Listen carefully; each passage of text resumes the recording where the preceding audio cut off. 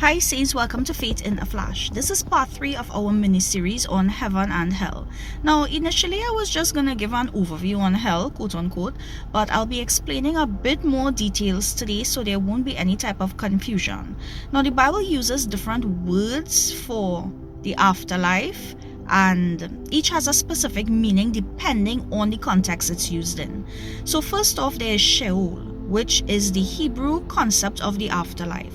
It's a place that means the grave and the realm of the dead. So who goes there? Both the righteous and the wicked. In Psalm 89 verse 48 and Ecclesiastes 9 and verse 10 we'll see that. Sheol is described as a shadowy, silent place where souls exist in a state of waiting. We see that in Job chapter 10 verse 21 to 22. It's not necessarily a place of torment, but neither is it paradise. Now the righteous like Job, David and Jacob expected to go there at death. We see that in Genesis 37 verse 35 and in Psalm 16 verse 10.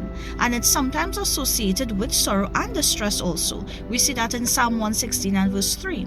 And in later Jewish thought, Sheol was divided into a place of comfort called Abraham's bosom and a place of torment. And we will see that in Luke chapter 16 verse 22 to 26. Second, we see Hades. Hades is the Greek equivalent of Sheol, and it means the underworld or the realm of the dead. So who goes there?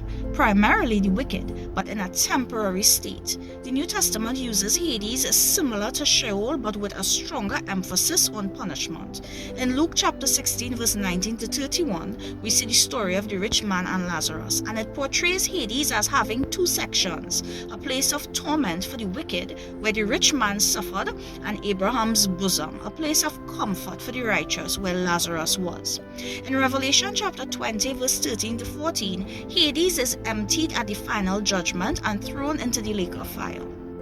Now, next let's look at Gehenna.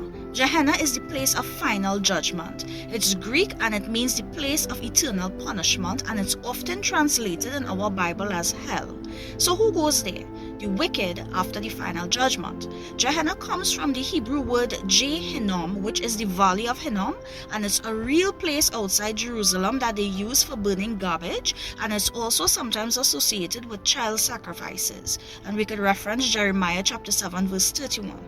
By Jesus' time, Gehenna symbolized the ultimate place of divine judgment and eternal suffering. Mark chapter 9 verse 43 to 48 describes it as a place of unquenchable fire where the worm does not die. In Matthew chapter 10 verse 28, it warns that God can destroy both body and soul in Gehenna.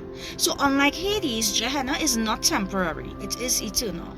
Let's now consider the abyss, the bottomless pit. It's a Greek word that means a deep pit or prison for demons. So who goes there? Demons and fallen angels. It's a temporary place of imprisonment for Satan and demons. And we see that in Luke chapter 8 verse 31, Revelation chapter 9 verses 1 to 2, and Revelation chapter 20 verses 1 to 3. It is not the same as hell or Hades, but is often associated with demonic punishment. And finally, we have the lake of fire, which is the final destination of the wicked. The Greek word means the final place of eternal punishment, also called the second death. So who goes there? Satan, the Antichrist, and the false prophet. Reference Revelation chapter 19 verse 20, Revelation chapter 20 verse 10. The wicked after the great white throne judgment, Revelation chapter 20 verse 14 to 15, and death and Hades themselves are thrown into the lake of fire in Revelation chapter 20 verse 14. It is eternal and different from Hades, which is only temporary, and is described as a place of eternal torment, Revelation chapter 20 verse 10. And this is the final destination for the unsaved, not Hades. Hades is not the same as Gehenna or hell. Hades is temporary, while hell or Gehenna or the lake of fire is eternal.